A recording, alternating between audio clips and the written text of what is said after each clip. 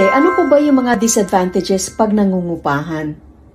Ang mga disadvantages po ng nangungupahan ay yung una, yung renta po na binabayad ninyo sa inyong landlord, 100% expense po yan. Pagkabigay ninyo nung pera na yan sa landlord, kalimutan na ninyo yan, wala nang babalik sa inyo yan.